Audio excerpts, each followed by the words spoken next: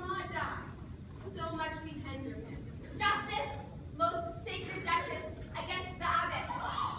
She is a reverend lady. It cannot be that she hath done thee wrong.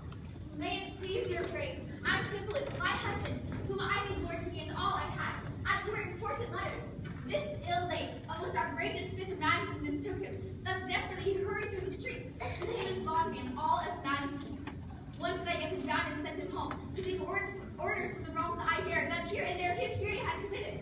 Anon, I thought not by the strong state, he broke those that had the guard of him. And with his mad attendant and himself, each one with idle passion with drawn swords, met us again and madly bent on us. Chased us away, till raising before him, we came again to find him. Then they fled into this abbey, whither we pursued them, and here the abbess shut the gates on us, and will not suffer us to fetch him out, nor bring him forth that we may bear him home for help.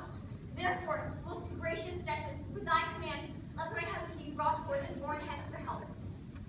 Long since thy husband served me in thy wars, I to thee engaged a prince's word, to whom all the grace and good I could. Go, some of you knock on the abbey gates, and bid the lady abbess to come to us.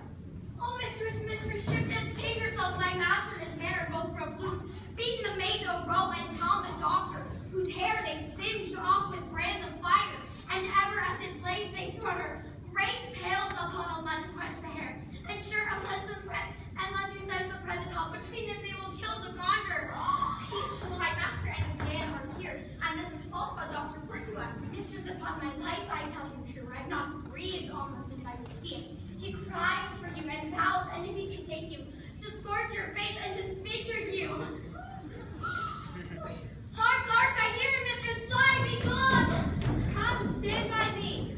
Fear nothing. Guard with the halberds.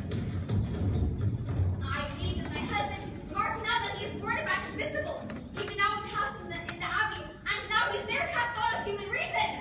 Justice, most gracious Duchess, oh grant me justice, even for the service that long since I did for thee, when I bestrid thee in the wall and took deep scars to save thy life, even for the blood that then I lost for thee, now grant me justice. Unless the fear of death calls make me dote, I see my son Antipholus and Dromio. Justice, sweet prince, against that woman there, she who thou gavest to me and my wife, that hath abused and dishonored me, even in the height and strength of injury. Beyond imagination is the wrong that she this day hath shameless thrown upon me. Discover how, and thou shalt find me just. This day, great lady, she shut the doors upon me, while, with great fools, feasted in my house.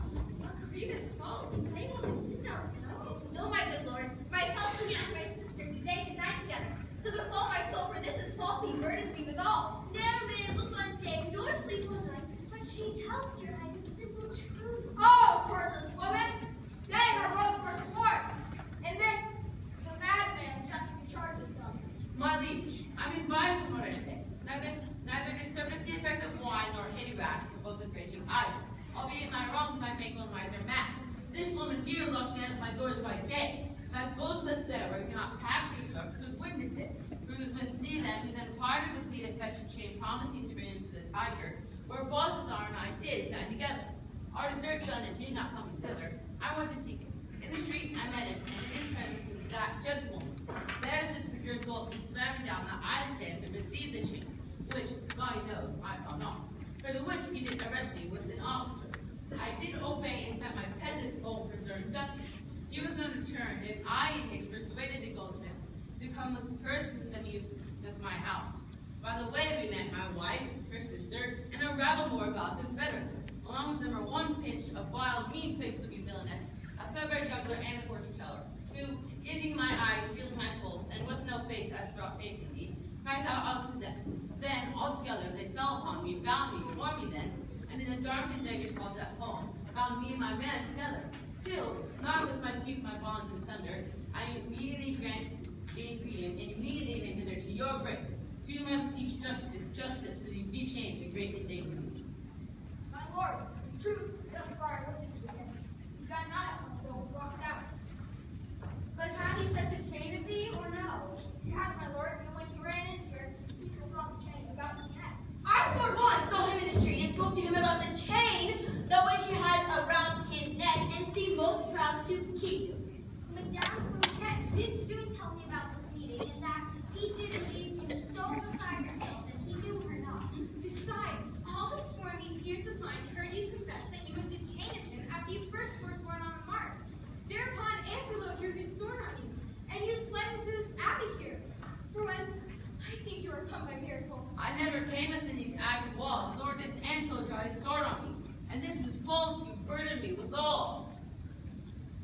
think you all have drunk from Circe's cup. If here you housed him, here he would have been. If he were mad, he would not be so holy. You say he dined at home, but the goldsmith here denies that saying. Sirrah, what say you? Sir, he dined with her there at the Tiger. He did! And from my oven and delicious pastries and promised payment of a chain. That same chain that she did see him wear. 'Tis true, my liege, this meal I had of her. Sawest thou him enter the abbey here? I assured my liege, as I do see your grace. Why, this is strange. Go fetch the abbess hither. I think you are all naked or stark mad.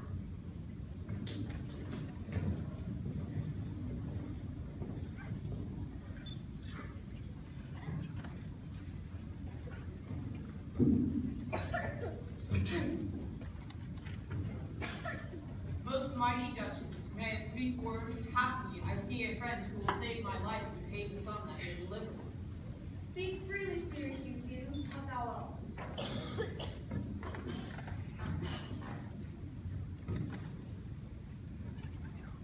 Sir, is not your name Antiphilus, and is not your bondman Dromio? In this hour I was his bondman, sir, but he I take him, not into my court. Now I am Dromio, his man, unbound. I am sure both of you remember. Ourselves we do remember, sir, by you. For we were bound as you are now. You're not Pinch's patient, are you, sir? Why look you straight on me? You know me well. I never saw you in my life till now. Oh, grief have changed me since you saw me last. But tell me yet, dost thou not know my voice? Neither. Dromio, nor thou? No, trust me, sir, nor I. I am sure thou dost. I am sure I do not, sir. And whatsoever a man denies, you are bound to believe him. Not know my voice? Oh, time's extremity. Yet hath my night of life some memory. My wasting lamps a fading glimmer left, my gold that here is a little used to hear. All these old witnesses I cannot air. Tell me thou art my son Antiphilus. I never saw my father in my life. But 7 years since, in Syracuse, boy, thou knowest we parted, but perhaps my son shames to acknowledge me. The Duchess and all that know me in the city can witness with me that I never saw Syracuse in my life. I tell thee, Syracuse, 20 years have I been patron to Antiphilus, in which time he never saw Syracuse. I see thy age and dangers make thee doubt. Most mighty Duchess, behold a man much wrong. I see you husbands, or mine eyes deceive me. One of these men is genius to the other, and so of these. Which is the natural man, and which is the spirit? Who deciphers them?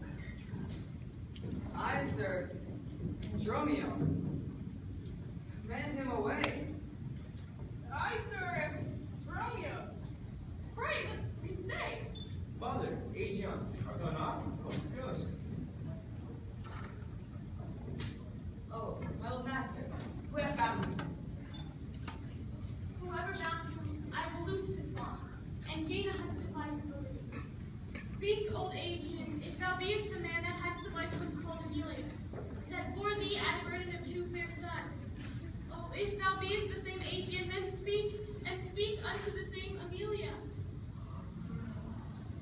If I dream not, thou art Amelia. If thou art she, tell me where's that son that floated with yon fatal raft? By men above the dam, and he and I, the twins Dromio, all were taken up.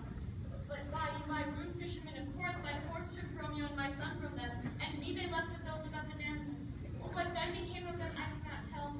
I to this fortunate use of you. Why, here begins his morning story right. These 2 Antiphilises, these 2 so like, and these 2 Dromios, one in semblance. Beside her urging up her wrecked sea, these are the parents to these 2 children, who are brought together by accident. Antipholus, thou camest from Corinth first? No, ma'am, I came from Syracuse.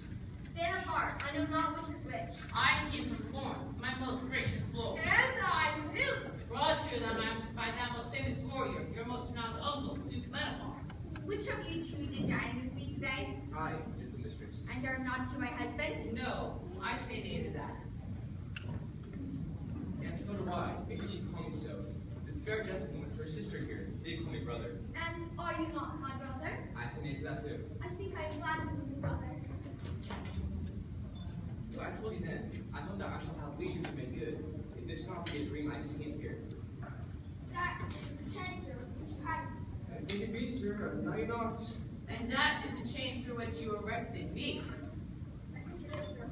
I deny it not. Alas, I said he wanted to be your bail by Dromio, but I think he brought it not. No, not by me. This person's upness I received from you, and Romeo, my man, took him to me. I see that we have met each other's man, and I was taken for him, and he for me, and thereupon these errors have arose. These ducats I call for my father here. It shall not need. Thy father hath his life.